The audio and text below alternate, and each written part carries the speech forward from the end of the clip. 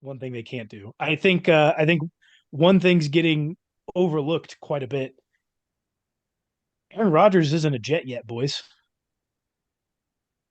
If Uh, you're Green Bay, if you're Green Bay and you're saying that, hey, the Jets, you guys are not providing us the deal that we want, do you automatically go to Baltimore and you say, hey, you have a quarterback that we like. You need a quarterback. He's an all-time great. We'll send you Aaron Rodgers and maybe a couple other pieces. We'll take Lamar Jackson, pay him a big old contract. Everybody makes it out happy. except for Aaron Rodgers. I think he would try to retire if they traded him to Baltimore. Yeah, because they don't have Alan Lazard. Rodgers came out and said, "I want to play for the Jets." Yeah. He And, does and have a I no don't trade think clause that's too. that's nowhere near an ideal landing spot for him because he's going to Not for shape their Aaron, no. offense. Not for Aaron. Not at all. I think for the team standpoint that would work out great, but it's a messy situation, and I feel like it really just highlights owners aren't valuing what the players are actually worth to the business. If we aren't paying the high level players what they're worth, this product is going to suffer. The Lamar Jackson sells tickets. No one's going to buy season tickets if they know Tyler Huntley's their freaking quarterback. And I know NFL has the cap to worry about, but you look at MLB and NBA contracts, players are making a shit ton of money. Ken Griffey's still making money off the is it the Mariners, The whatever team that Reds. the Reds, and there's the is it Bobby Bonilla with the Mets Oh yeah, still Ave making money Bonilla like Day. I want to yeah. jump in there though because Ken Griffey Jr. like to the opposite side of this, while Ken Griffey Jr. is still making money from his contract with the Reds from the deferred payments, he's also their fourth highest paid player, and his contract is $3.5 million a year. So while yes, Ken Griffey Jr. is getting paid still, and he hasn't been in the MLB for teens of years, uh, It's they're also 23 not years paying now. 23 years. They're also not paying any one of their players because they're as their fourth highest paid player at $3.5 million. They're not paying anyone else either. Well, that's just the case that the Reds are a poverty franchise. Yes. The stars in both of those leagues, basketball and baseball, they're making crap loads of money. They're laughing at most of NFL contracts. The players drive the product. The players are the product. The players drive all your sales. You got to pay them what they're worth. You have to make sure that they're getting out on the field, court, whatever, pitch, Mr. Soccer Guy. Those players are getting paid astronomical amounts of money too. They are way more than anyone else. Now, their TV deals in soccer are honestly a lot higher than even the NFL is seeing.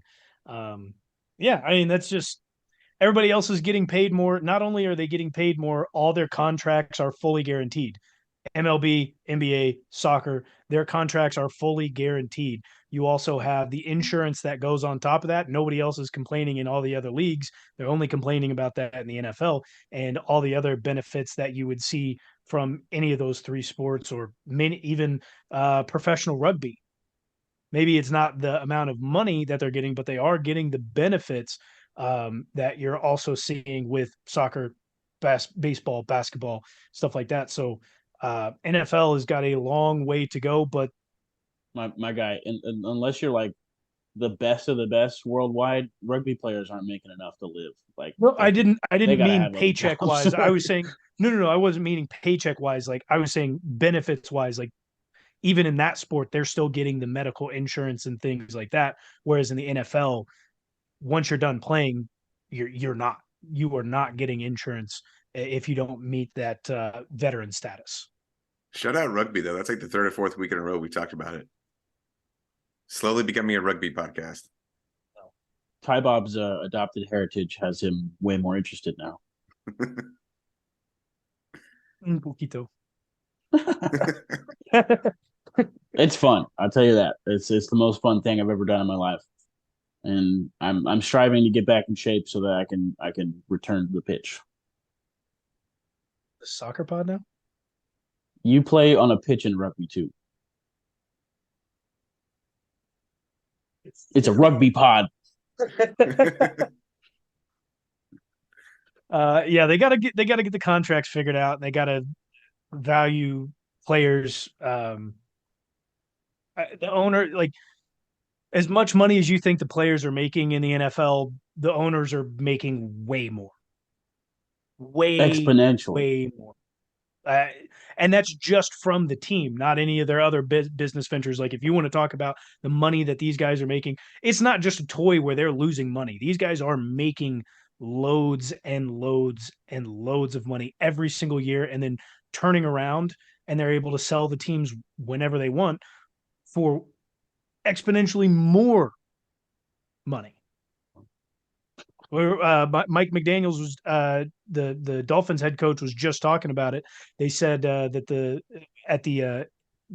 AFC coaches and the NFC coaches had a luncheon today as of Monday, and Yeah, the Mike, NFL coaches picture came out. You see, I love the coach's picture. Andy Reid and Belichick right next to each other.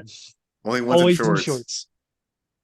But Mike McDaniel, they told him that the Washington Commanders valuation was $5.6 billion, and he goes, "Wow, they're worth a lot of money," and I had to pay for coffee. Like, Yeah, he was. I think it was more. He's like, they're worth that amount, and I couldn't even get free coffee. yeah, Not to correct you too much, Ty Bob. That's just a Dan Snyder ran organization, though. That's going to happen with Dan Snyder. That Come piece of on, shit. Jeffy B. I It's not mean, going to be I Jeffy don't know. B. It may There's be Magic Johnson. I've heard he's getting into the to some groups to possibly buy. just I want to go back to that because you say that's just Dan Snyder, but also the Arizona Cardinals made the pay for their food. Like, they would subsidize their checks for feeding them. Another shitty franchise. They're the only franchise that did that. There are franchises that will make you pay for your Wi-Fi on the plane. Again, like, we all have to do that as normal Americans too, but as much as they have to fly for their jobs on private charters, you would think that And the owners would be able to provide as this much stuff. money as they're raking in, Yeah. like Exactly. it should be no problem for them. Exactly. And it sucks because as much as the salary cap helps even the distribution of players and the competitiveness in the player in the NFL, it really benefits the owners. You cap the amount of money that you pay the players, and everything else after that goes to your organization, like the shit that you run. So it's a it's a frustrating situation because there's no right fix to it because you pull the cap off and then all your big market teams, just like in the MLB, those are the ones that are just going to stand out every year. The Chiefs are now the Royals. No, Yeah. there's no such thing as Patrick Mahomes in Kansas City after his rookie contract is gone. Yeah. It's not happening.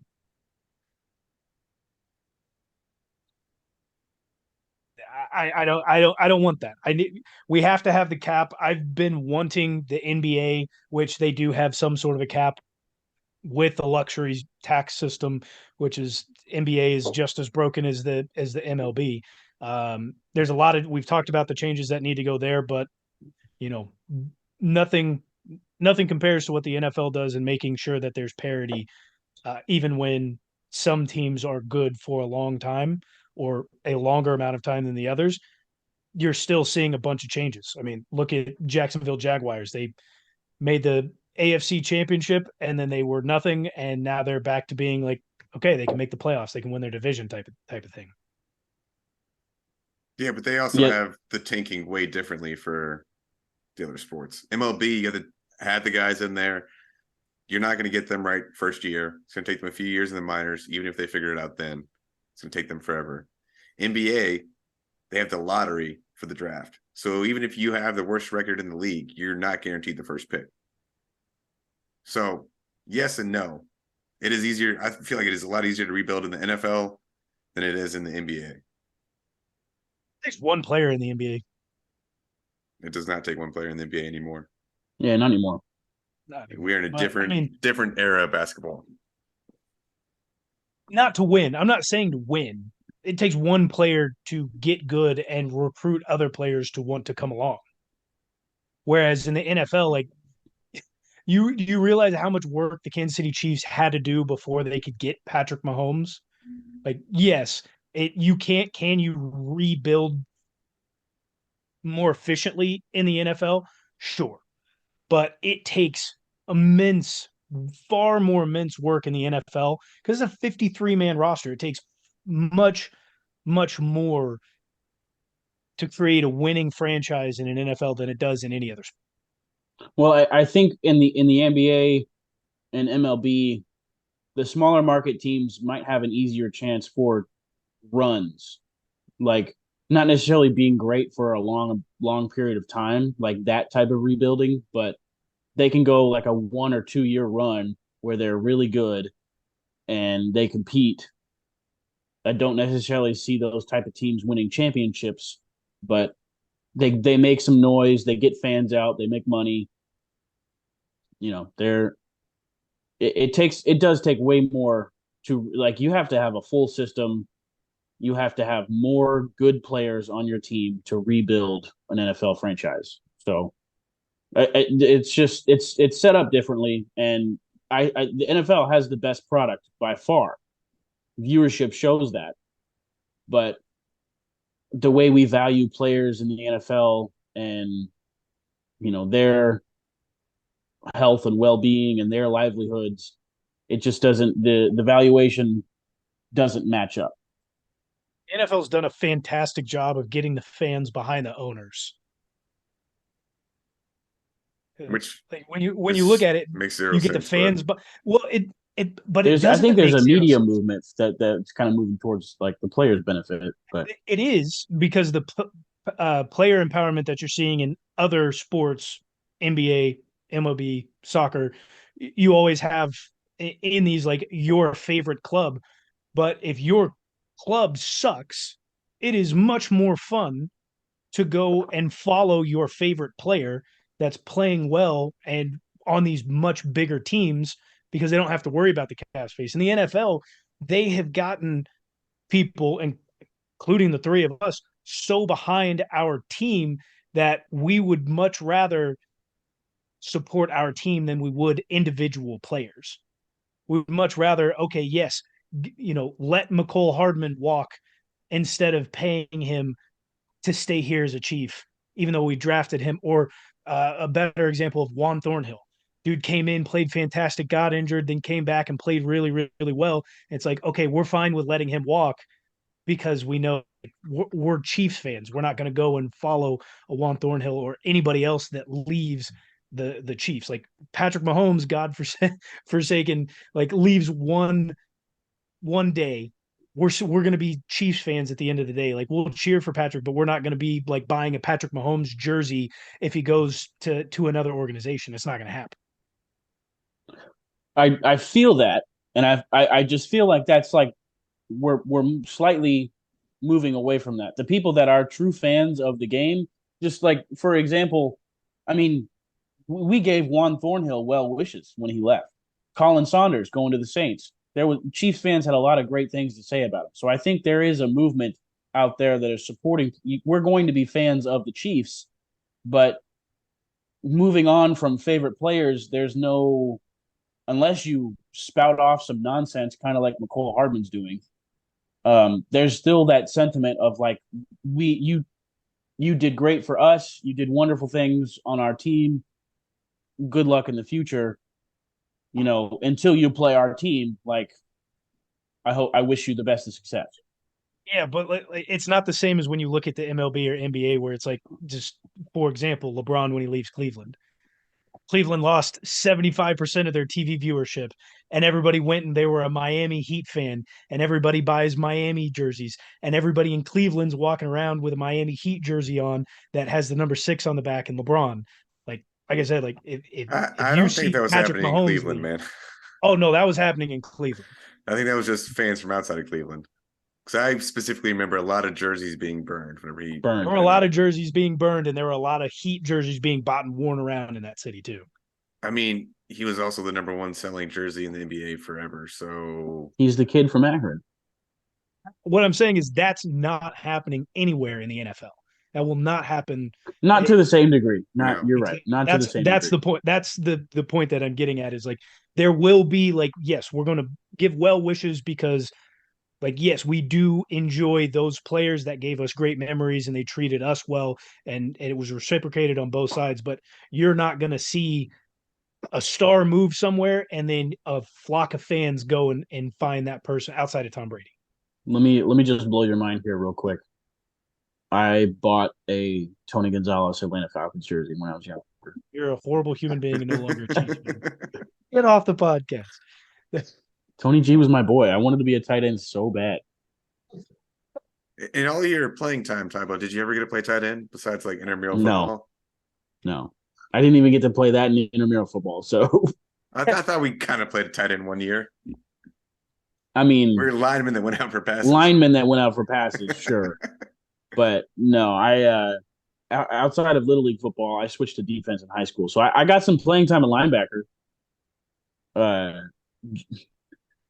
junior year, I got to play JV. The guys above me were studs, and I couldn't compete at the varsity level. But I got to play like middle linebacker on JV, like for some important plays, and I mean, I was just wrecking shit.